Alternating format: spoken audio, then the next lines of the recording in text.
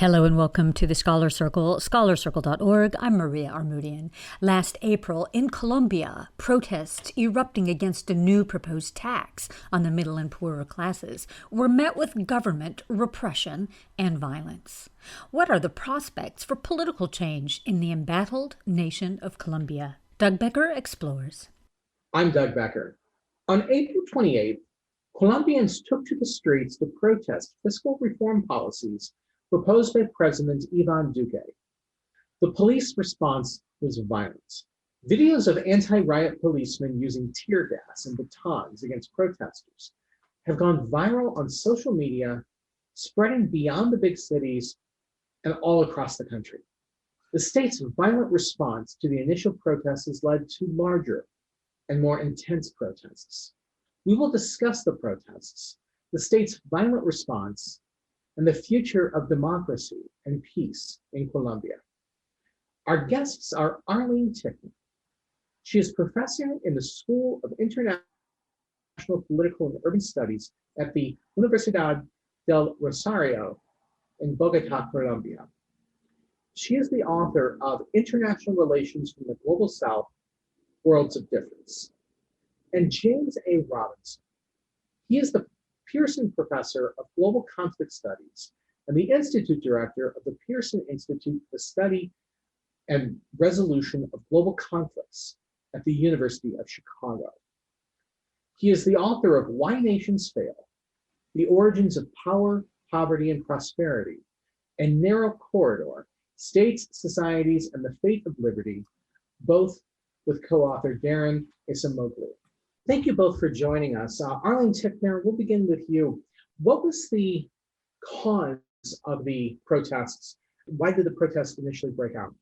The protests initially broke out in response to a very unpopular tax reform that was proposed by the Duque government that contained what for many could be considered regressive aspects that would have affected the middle and the lower classes. But I think it's fair to say that the tax reform was simply the spark that ignited very widespread, and I would say unheard of levels of protest, rooted in a large number of pent-up issues that have been unattended by the Colombian state for years, if not for decades. And these include, problems such as poverty and inequality, lack of access to adequate health, education, pension stability, job security. Colombia has one of, the highest rates of informality in Latin America,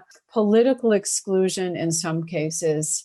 And this all, I think, in addition to many unfulfilled promises in the eyes of some, derived from the peace accords with the FARC. The government has been slow, if not reluctant, to implement many of the provisions of the peace accords. So depending upon the sector of Colombian society in question, one could then filter through all of these different sources of discontent and grievance.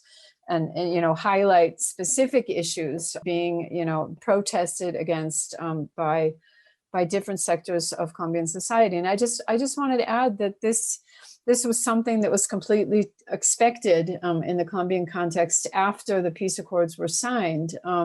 In most cases of political transition, whether from authoritarianism to democracy or from war to peace, it is to be expected that social protests, rise.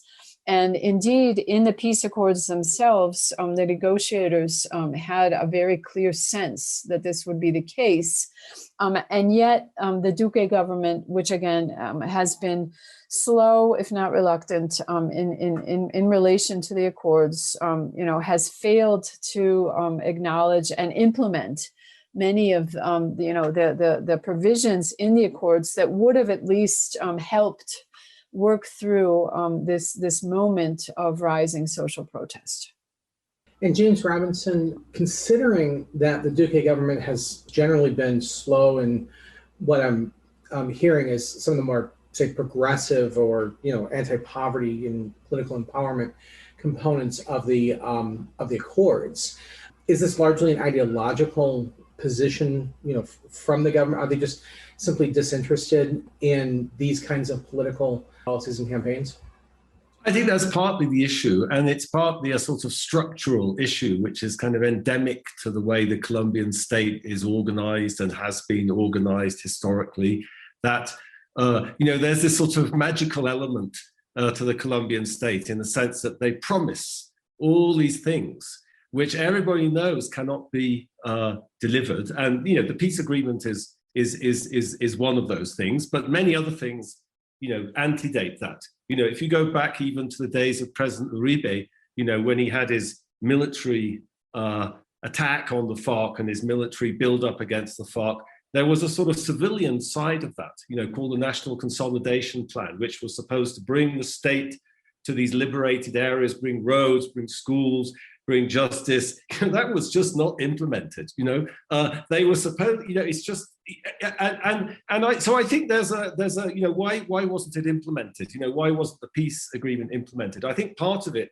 is definitely ideological. That the government basically doesn't support the peace agreement, and so it's sort of doing it with its hands behind its back and not really. But even if there'd been the Santos government, or been that there'd been someone who was very sympathetic to the peace agreement, lots of it still would never have happened, because that's just the way things are in Colombia. The state doesn't reach into many of these rural areas, and the state is run by a political class which is completely out of touch with the reality of most Colombians. They're more in touch with the reality of Miami than they are of, just over the other side of the mountain here. So I think they don't really have a conception of, what it takes, and they don't see the need for it, and they don't understand what it would do, what it would take to actually sort of do this thing. But so there's both this sort of long run structural problem of the way the state is organized, and then there's this ideological element. They want to say anyone who complains about anything, it's like Castro Chavismo. No, these are legitimate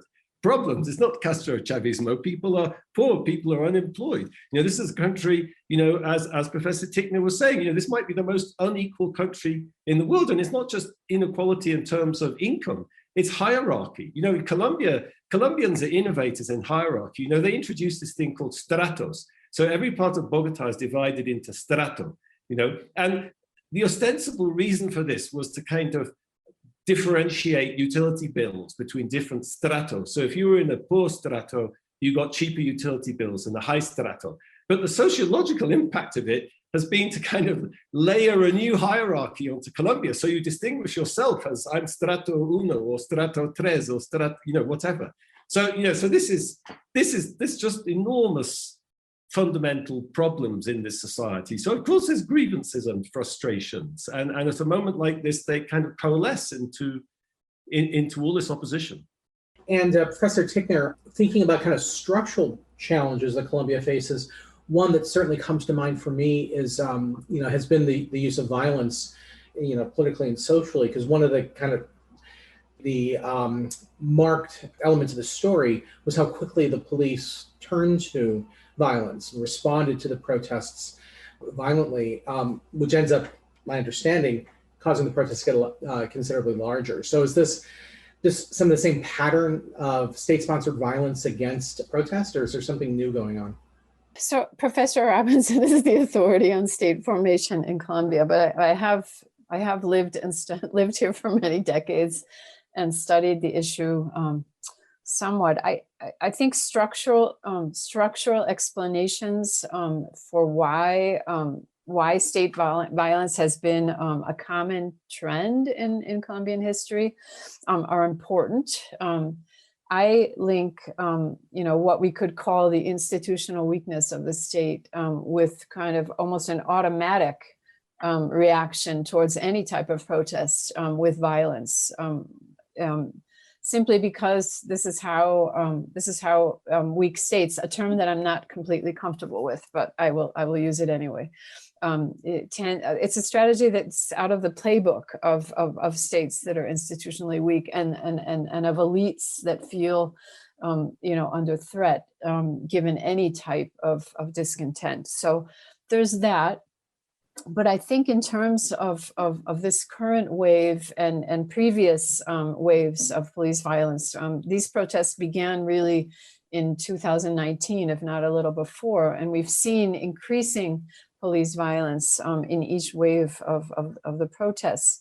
I think we could say also that Colombia's long-standing war and the fact that the armed forces act still with a national security doctrine mindset, in which they tend to identify any type of opposition as an enemy, has lent itself to a sort of normalization of police violence in the Colombian context. And so many would say that and also the police in Colombia are part of the Ministry of Defense, which many have pointed to as another reason why you have, a highly militarized police force. I would say that that is not unique to Colombia. It's pretty much a general trend in Latin America, if not the United States as well. So it's not unique to Colombia, but I would say that the combination of these structural elements with the fact that Colombia has been a country at war for so long, and so the armed forces act, within a certain mindset, very much rooted in national security doctrine of the Cold War, combined with the militarization of the police, which is, not unique to Colombia, would explain, perhaps better than only one of these factors, why increasingly, the police recur to such brutal tactics to quell social protest, which is completely legitimate. Professor Robinson, I guess same question. Is the best way to interpret the use of violence here is sort of the state is weak structurally, or is it patterns of the use of violence by the state, or are there other explanations? No, I think I agree completely with that. I think I'm only surprised fewer people haven't been murdered, to be honest with you. If you look at this period, which I did some research on the so-called false positives, the military murdered probably 5,000 or 6,000 people. They dragged them off the street and they assassinated them for pay rises and holidays. And this wasn't just one rogue military unit. This was just endemic across the entire country. So the whole security forces are, they're used to this kind of impunity. They're used to impunity. They're just using violence against ordinary people is just absolutely normal. And if they're too afraid to do it themselves, they outsource it to paramilitaries. An enormous amount of paramilitary violence was caused by the outsourcing of, social cleansing, as it's known in Colombia, to paramilitary groups who then assassinated people for the military. So I think, yes, I think that's endemic here. I think if you wanted to look at it from a kind of deeper sort of perspective, you could say that, one of the things which is remarkable about Colombia, in the 20th century, for instance, is they didn't suffer from all these military regimes the way other Latin American countries did. The military were in power very briefly in the 1950s, and they were almost kind of welcomed in by the political class because this one conservative president was getting a bit out of control. And as soon as the political class wanted them out, they got rid of them. So that's a remarkable thing. So how did the politicians in Colombia achieve that? Well, partly they achieved it by just allowing the military to do whatever they like, basically have their own courts, be autonomous, murder people. We just don't, we don't mess with you. One of my friends here is a very prominent Colombian journalist who interviewed Carlos Castaño, Pablo Escobar, you name it, like every sort of gangster that this country's produced in the last 40 years or something. The only time she said she was threatened many times, the only time she was ever scared for her life was when she started investigating the military. So that's just a kind of deeper historical perspective on where this is coming from. At least, that's my perspective. You're listening to Scholar Circle, scholarscircle.org. I'm Doug Becker. We're discussing the protests, the police violence, and the prospects for peace and democracy in Colombia with Arlene Tickner of the Universidad del Rosario, Bogotá, Colombia, and James Robinson of the University of Chicago. Now, Professor Tickner, another feature of this that is certainly being reported is how quickly it spread from the capital really throughout the country. Was that a surprise that the protests, first of all, had spread, and that it seems that I mean, this really has become a much more national issue than just an issue within the capital city.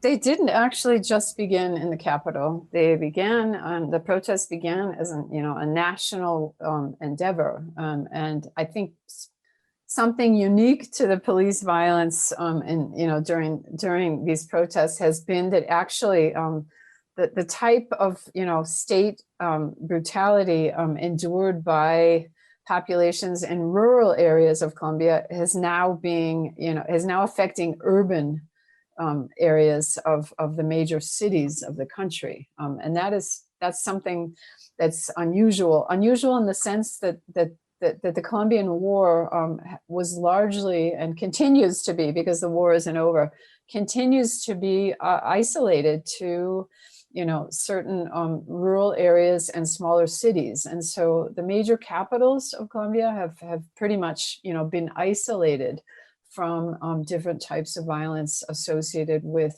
either the war or illicit trades of different sorts, and even from police violence. And so this is something unique to these protests.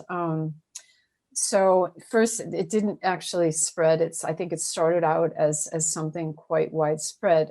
I think what we're seeing in the evolution of the protests, which we hadn't seen before, is, for instance, the participation of disenfranchised youth. The Colombian university students, in kind of one of the first waves of protests in 2018, took the lead, as they have in many other countries in Latin America, in pushing for an agenda of social reform. And now what we're seeing is that the front lines of the protests are being maintained by not even university students, youth, who don't have access to a higher education, who don't have access to jobs in different parts of the country, in some of the major cities. And Cali, Colombia's one of Colombia's largest cities, is pretty much a microcosm of what is going on, a very complicated situation in which large numbers of people have gotten killed, and which different armed actors, including civilians, have been participating in acts of violence, and in which you have kind of a convergence of both, race, issues of racism, actually race, issues of discrimination against indigenous groups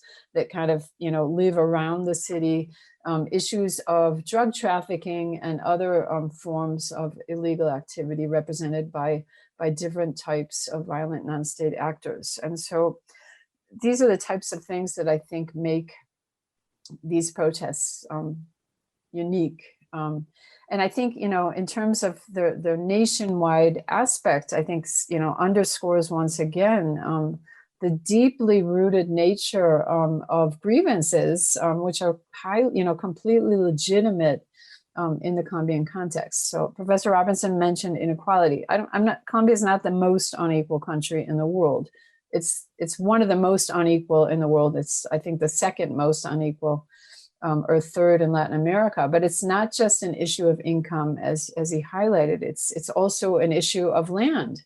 So Colombia is not a country that's ever had a serious land reform. So it's one of the most unequal in terms of land propriety, which in certain parts of the country, has obviously led to other problems of violence and whatnot. So I think those are the things that I would highlight as being different in this current context. So the protest began as a protest against a tax increase, but you're suggesting that they spread because of a number of these challenges. Is it now being interpreted as a need? The protests are leading to a need to address some of these issues that it seemingly Colombia hasn't been terribly interested in addressing. I mean, could there actually be some social, political, economic change as a result of these protests, Professor Robinson? Yeah, I mean, I'd like to add one thing to what Professor Tickner was saying. Actually, I really agree with what she was saying. One thing that I always think about Colombia, compared to other countries like Argentina, is that if you take Peronism, for all its faults, Peronism really was a kind of social revolution, of the descamisados or the lower classes. And that actually created a very different kind of society in Argentina, much less deferential, much less hierarchical than you have in Colombia. Colombia never had that. Some people say this civil war in the 1950s was a social revolution, but I don't think it had the same impact on the nature of class identities and hierarchy. There's something, you just, going to a restaurant in Bogotá, compared to Buenos Aires, there's just in the way you interact with the waiters or the staff or something, or the waitresses, it's, there's something, I'm just kind of trying to elaborate on what she was saying. There's something very kind of unequal at that sociological level in Colombia. I think I'd be very surprised if the Duque government were doing anything other than just kind of improvising and hoping it'll all go away, and they can just get on with what they were doing before. I think this business of the tax increases is just a classic example of a kind of Rolo sort of mentality, of a Bogotano mentality, sort of unconnected to the reality of the country or unconnected to the reality of people's lives. I always think, because I'm English, this is part of the problem of it, is a sort of presidential system, because in a presidential system, you have all these ministers who are like technocrats. Colombia loves their technocrats, but these people are absolutely disconnected. At least in a parliamentary system, the ministers are people who are elected in politics, and they have more of an understanding of the problems in society. So I don't think, I do agree with what Professor Tickner said earlier, that there is something new. You feel there's something new, and I think there is a new politics, which has followed the peace agreement, albeit, very imperfectly implemented. The success of Gustavo Petro in the last election, he offers something very different from anything any Colombian politician has probably offered since the 1940s, and other people do. Sergio Fajardo, who kind of almost got into the runoff also, he has a very serious track record of public good provision, of investing in education, of actually trying to combat this division and hierarchy in society. He had these fabulous projects in Medellin when he was mayor, trying to integrate the different comunas in Medellin, trying to break down these kind of walls and barriers that you have in Colombian society. I don't know how that works on a national level or how scalable it is, but I agree that there's different models now, there's new models, there's more inclusive models, and that must be getting through to people. People sort of start imagining that Colombia could be different, and we're not just stuck with this. And maybe that's one of the reasons, I don't have evidence, just purely anecdotal, that's one of the reasons why we are seeing something different. I don't think you're going to see anything different from any Uribista government. I find it absolutely astonishing how they're blaming COVID, or they're blaming, or whatever. They've been running this country for 20 years.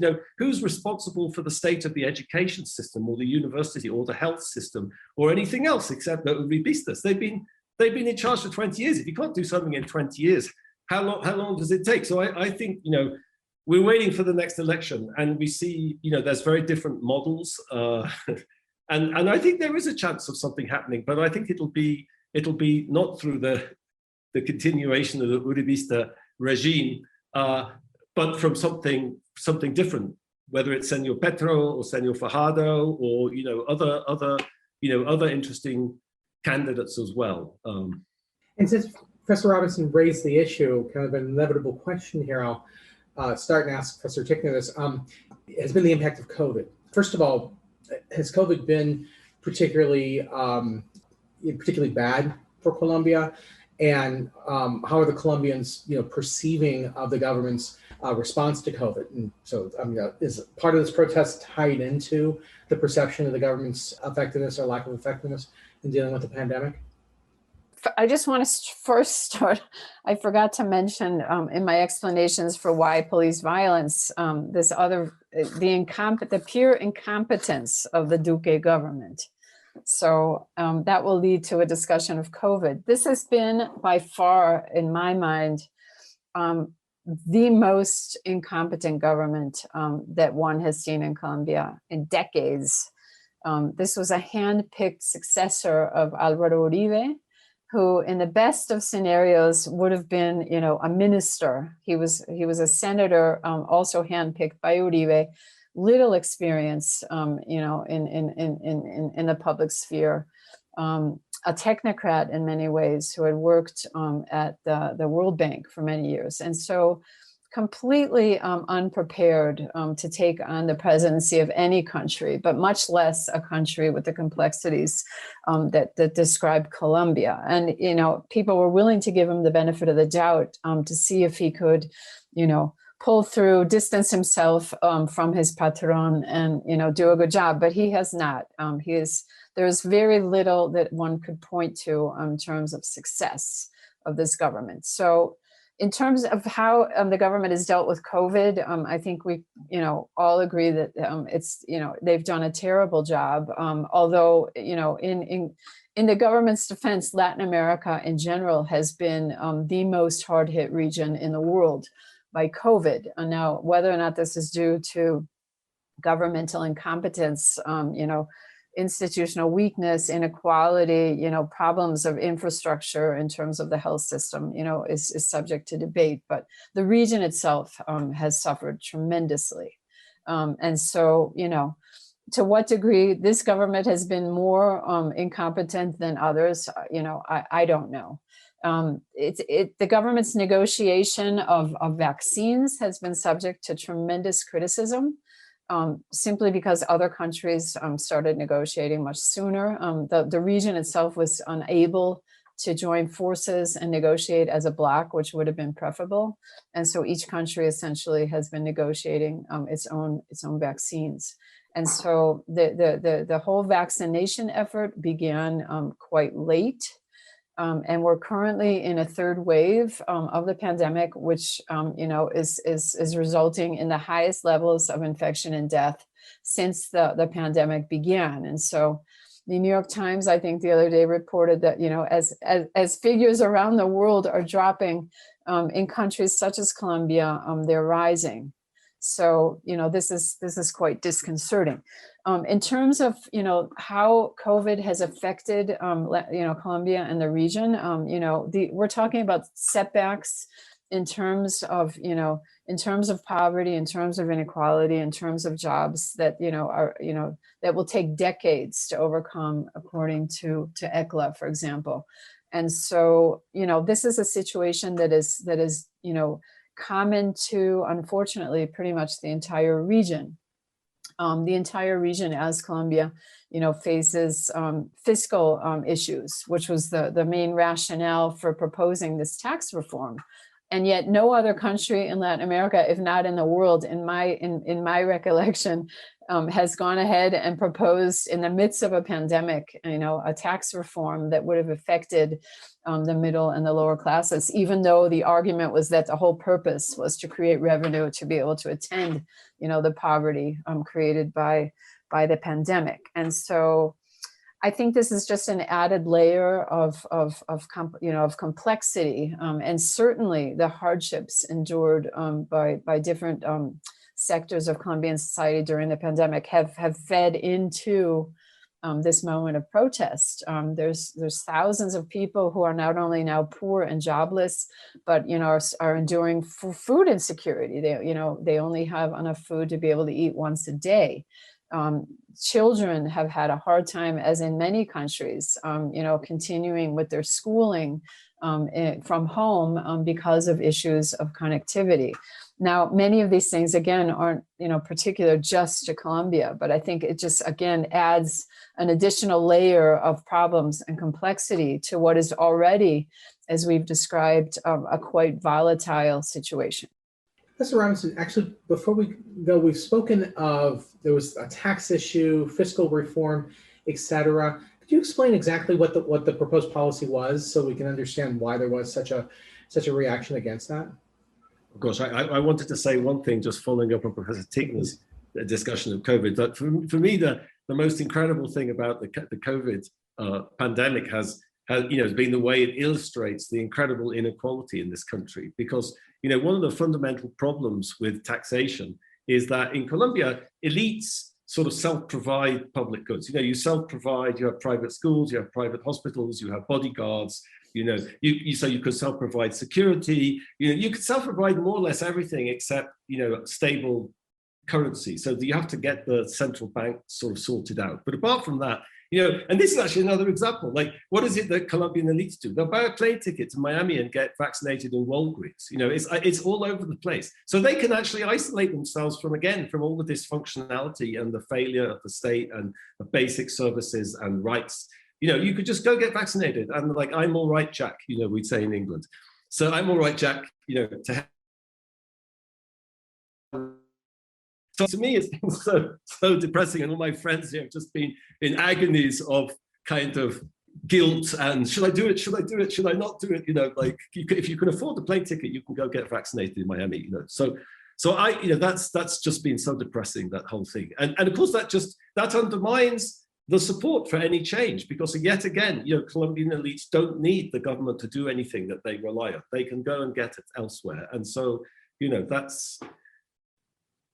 Anyway, so the system reproduces itself. The tax reform. I think Professor Tickner is right that there were different things. There was increases in corporate taxes. So there were increases in taxes that were supposed to fall on richer people, as well as on the middle class or poorer. But I think there's a sort of general skepticism here about, the basic fact of the matter is, in Colombia, if you compare the 10% poorest people of the population to the 10% richest, the poorest people pay a much higher proportion of their income in tax than the 10% richest people. So the richest people just avoid taxes. It's terribly difficult to that's common in the United States as well, and getting worse, of course. But so here, I think it's terribly difficult to get ordinary people to believe that you're actually going to tax rich people in Colombia, because it's just such endemic tax evasion. And in fact, one of my friends who was formerly head of the DIAN, the head of the Tax and Customs Association, when he got serious about this, he had to leave the country and go into exile because he had so many death threats. He had 4 bodyguards the whole time. They'd threaten his wife and his children, and that's the Colombian reality. You try to collect taxes, people try to kill you. So that's something the government should be trying to deal with and face up to kind of basic fundamental issues about what it means to be a modern state and provide rights and services to its people. But they worry about the sustainability of the pension system. It seems like part of the narrative here is, Colombia, with the peace agreement, the long civil war, and the agreement then, voted on in 2016, had this opportunity for some real change, some real transformation. There could be a space if there was a political will or political ability to make that change. Giving the message that maybe that didn't happen, that we didn't have the kind of that kind of change. So I guess first off, is this creating a space where Colombians are going to reconsider the expectations of their government, maybe to have a real shift in some of the electoral choices from Colombians? And I guess second would be, what would be the most beneficial, a type of transformation, if it does create a space that allows for a transformation? Mr. Tickner. I certainly hope that there's a shift. Colombia is unique in many ways. One of the ways in which it's unfortunately unique is that it has not had a strong left. The left has historically been divided. It's not a country that's had land reform. It's not a country, as Professor Robinson has already suggested in the comparison with Argentina, it's not a country in which, hierarchies of different types have been, dismantled. And so, the combination of these factors makes it difficult. And it's a conservative country too. In general, Colombians are conservative. And so this combined with their conservative and combined with, the rights, political manipulation of the conflict and of the protests in terms of, a socialist threat, common to the United States, unfortunately, which is called Castro Chavismo. A combination of a threat from Cuba and Venezuela. No one really knows what Castro Chavismo is, but everyone here understands that the right, levels this threat to suggest that there actually is a pending threat that we're going to turn into Venezuela, which would never happen here. But I think all of these factors explain perhaps why at least at the national level, Colombia has not had a progressive president to date. Another reason that the left has not been strong is that the left has been, important figures of the left have been assassinated, systematically across history when there's any, fear that they might actually, have an impact on political debate and on politics. And so, this link between violence and politics is very deeply entrenched in the Colombian context, which is something else that I had forgotten to mention when we talked about violence. So I think the current context sets us up for an election next year in which if different sectors of the left or different, progressive sectors, we could call them, are able to join forces and not create divisions amongst themselves, which is normally what happens, it is quite likely that we will see the election of a more progressive president. And the right has actually, gone to great lengths to try to stall the elections, or at least, create havoc within, and fear with an eye to guaranteeing that this doesn't happen. There was a legislative measure that was fortunately, it created tremendous protest, and it was pulled from the Congress, but there was an attempt to extend the presidential period by 2 years, given the current situation.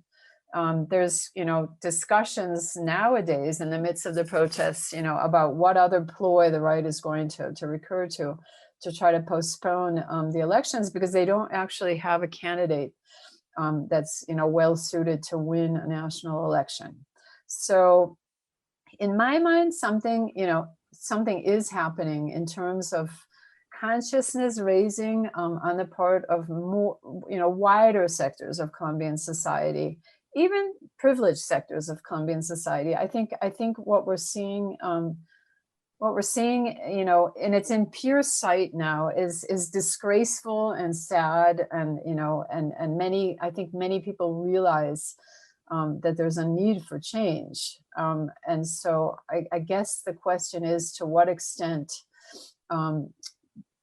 different candidates of the center left are able to gather together and pose a viable candidate. Now, Professor Robinson has mentioned Gustavo Petro, who fared tremendously well in the last presidential elections and who is leading in the polls, which, our elections will be around May of next year, so it's quite early, but Petro is going to be a candidate, and he is going to be a serious contender. And actually, he's being blamed for everything. The protests, COVID, probably not, but everything that's going on now has pretty much been blamed on him. And so, the right is quite scared that he will have a serious possibility of getting elected. And so I guess, one of the questions too is, to what extent there's a negotiation between him and other, viable center-left candidates in terms of joining forces, because if different candidates run for election, they're going to end up, disqualifying themselves, and allowing for some candidate of the right to be elected. But I think if a viable candidacy is presented, then there's a fair chance that actually there will be some type of progressive election, and hopefully, some type of social and political reform beyond what's already taken place in the country, which is not enough by any means. Professor Robinson, the same question to you about the way in which the protests and COVID and everything that's going on might alter Colombia's political climate, particularly with an eye to the elections next year. I mean, I agree with that. I agree with Professor Tickner. I do think that, many people used to say when the FARC were still fighting that, somehow the existence of the FARC delegitimized left-wing politics. Left-wing politics was typically met with a kind of orgy of assassination and murder. And somehow that's much more difficult to do now. Not to say that it won't happen, or it isn't happening with respect to social leaders, for example. But it does seem to have opened a space in an interesting way, if not for the FARC themselves as a political party, but for new ideas. And it's legitimize certain sorts of narratives. So I do think there's a good, and I agree that, I think Gustavo Petro or Sergio Fajardo, or other people, actually, there's much better candidates with more progressive agendas than the Uribistas. And the traditional parties more or less collapsed. They were replaced in the 2000s by these sort of ramshackle kind of coalitions of people that I wouldn't really think of as a party. And, the more left parties, I think, have more coherence and more organization, and they're less patronage based, obviously. So there is a chance. Like, for me, the critical thing is what they have to really pick the issues. Like, this is, you're not going to make Colombia, it's going to take a generation to make any progress in this country. So you have to be very strategic in prioritizing what do you do. And I mean, my view, which is controversial in Colombia, is that you should stay, and people always criticize me when I say this, but you should stay away from very confrontational type of issues like land reform. I'd be, I always give the example of Carlos Lleras, who was president in the late 1960s, who in many ways was the most competent, president that Colombia ever had. And he thought Colombia had to change. This was the 1960s. It was the Alliance for Progress. The US government even were funding rural reform. There was a kind of very collaborative international environment. And even he couldn't get land reform to work, and the whole experiment ended in an orgy of murder and violence. And I always think, education is a good thing. Like, if I have education, you can have education, we can all have education. It's a very kind of positive sum thing. I don't think education is the solution to everything. And integrating the country, this country is like an archipelago of islands. Once I was stuck in Quibdó, at a conference, and we got stuck in the middle of this paro. So we had to leave the hotel in the middle of the night, and they took us, we were with this former minister, so they took us to this military base, and then there's no road out of Quibdó. You can't get out of Quibdó. It's a departmental capital, but you could be on an island in the Pacific, and so I just basic fundamental things in terms of trying to integrate the country. And I think there have been advances. There have been advances for Afro-Colombians and indigenous people, and there's more voices at the table. And that's a cause for conflict too. But in some sense, it's a good thing, because people who've been marginalized and oppressed for hundreds of years finally get recognition and get a place at the table. And that's going to cause conflict, but actually, in some sense, it's a good thing, that gets out there in the open. And Colombia realizes we're not just this white little kind of thing in Bogotá. We're this incredibly diverse place, and we need to listen to everyone and relate to everybody and take into account everyone's opinions. And that's a painful, hard thing to do. But when I try to be optimistic, I think about things like that. Yeah. You're listening to Scholar Circle, scholarcircle.org. We're discussing the ongoing protests, the ongoing violence, and the political ramifications in Colombia with Arlene Tickner of the University of Rosario in Bogotá, Colombia, and James Robinson of the University of Chicago. So last question, Arlene Tickner, the protests continue. There continues to be violence, continues to be protests, etc. Are they still continuing sort of at the same size? Are they starting to peter out a little bit more? Are they growing? What's the likely sort of immediate term for the protests and the violence against the protesters? This is the longest, I think this is the longest protest in Colombian history. It's unheard of. In this country, at least, that a national strike go on for over a month.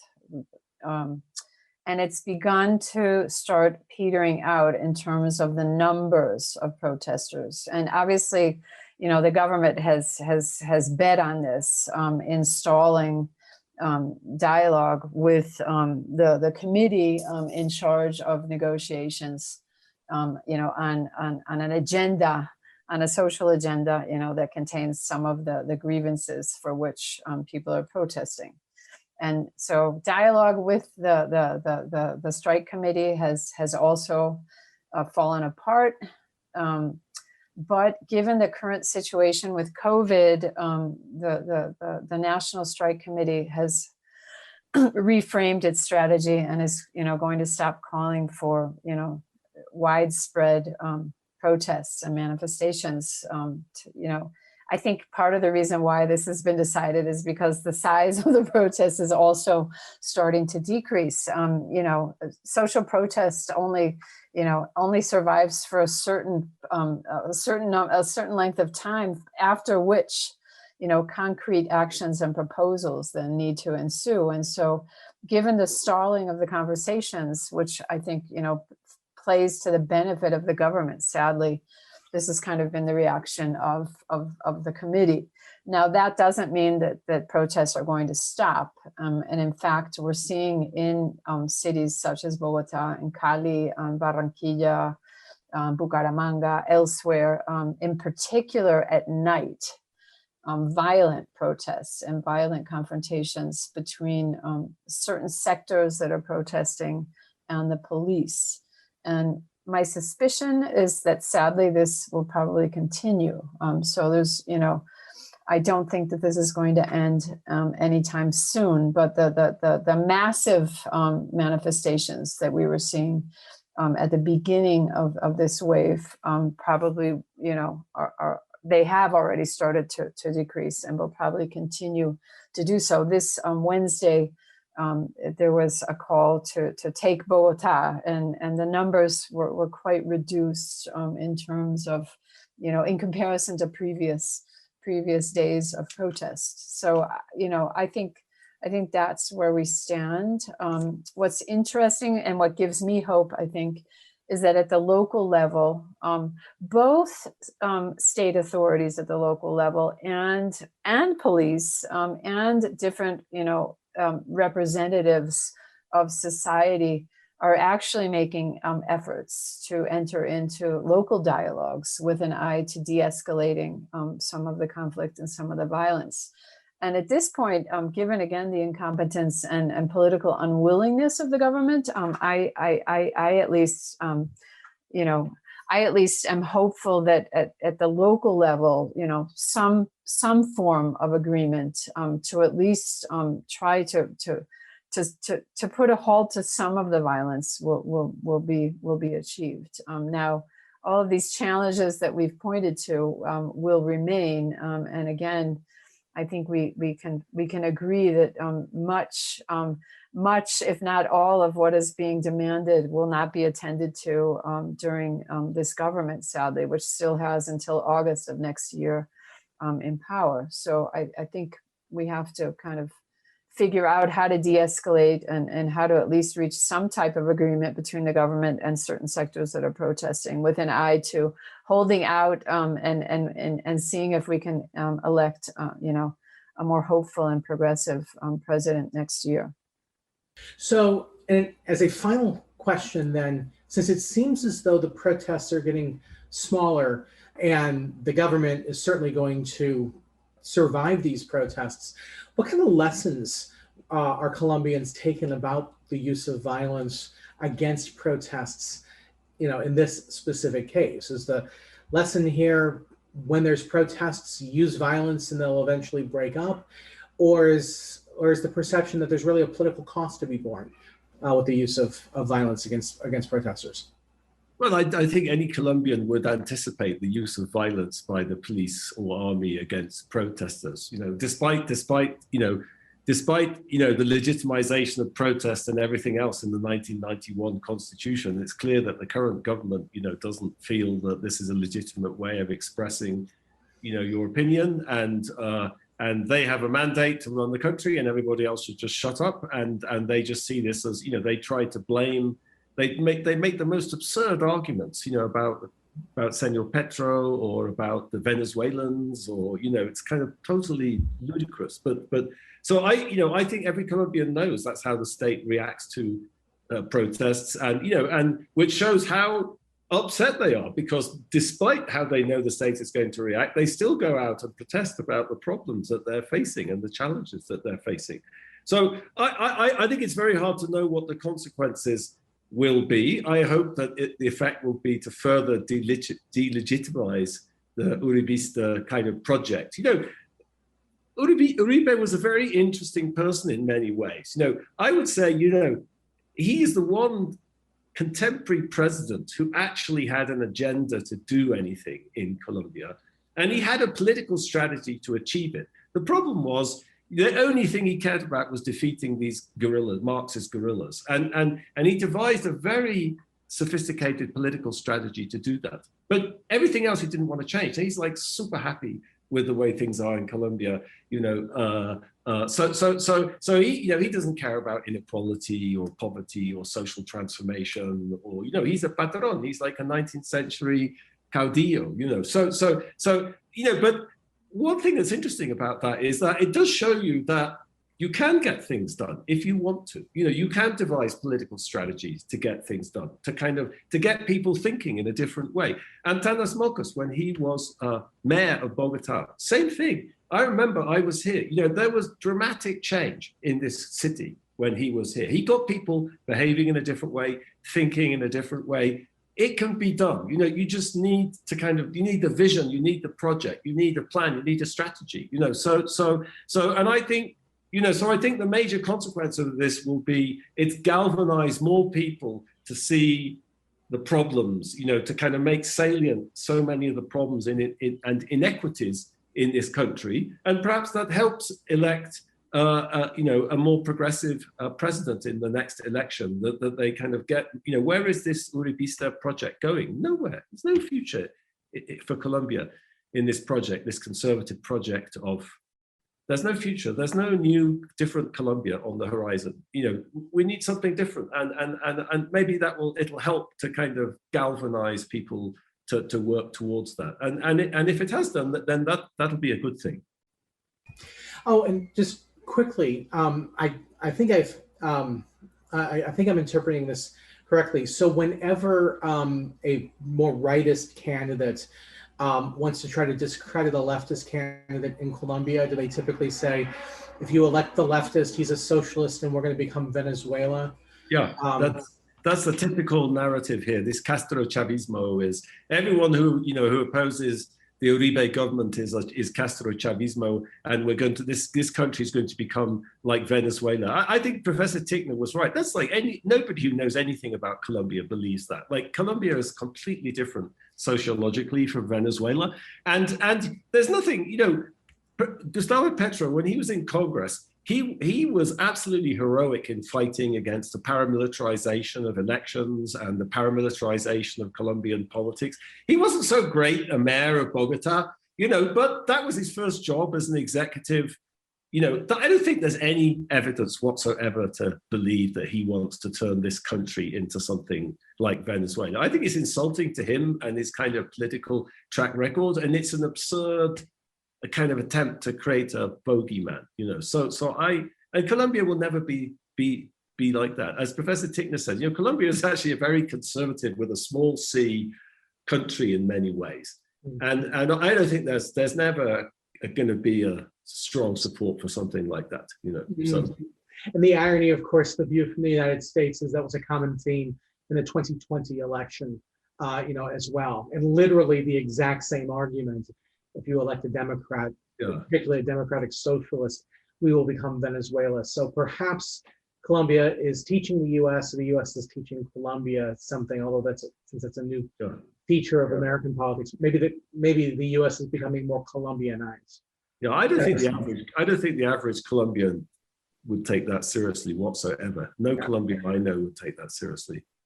Thank you very much for your insights. This has been a fascinating conversation. Really very much appreciate your time, and I appreciate your expertise. My pleasure. We've been discussing the protests in Colombia, the violent police response, the prospect of a progressive presidency, the impact on the Colombian elections next year. Our guests have been Arlene B. She is professor in the School of International Political and Urban Studies at the Universidad del Rosario in Bogotá, Colombia. She is the author of International Relations from the Global South, Worlds of Difference. And James Robinson, Pearson Professor of Global Conflict Studies and Institute Director of the Pearson Institute for the Study and Resolution of Global Conflicts at the University of Chicago. He is the author of Why Nations Fail, The Origins of Power, Poverty, and Prosperity, and The Narrow Corridor, States, Societies, and the Fate of Liberty, both with Darren Acemoglu. Thank you to our guests and to you for listening. The Scholar Circle team includes Doug Becker and Lillian Ng, contributing hosts, Ankine Agasian and Melissa Chiprin, managing producers, Sud Dongre, our webmaster, Tim Page and Mike Hurst, engineers and technical support. I'm Maria Armudian, and we'll see you next week.